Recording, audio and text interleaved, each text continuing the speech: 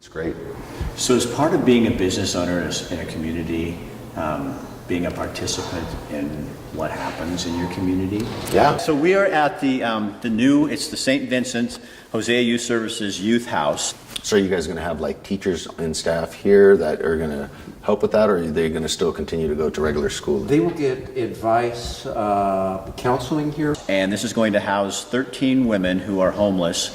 Yeah, I'd like to know what's going on in the community. We did, was it last year, we did the Out of the Darkness walk over at Alton Baker Park.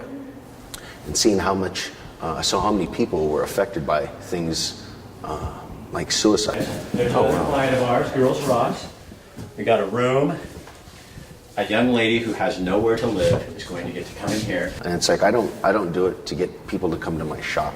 I do it because it's like I enjoy being out in the community. I like seeing people. I like talking to people. I like hearing what makes them tick.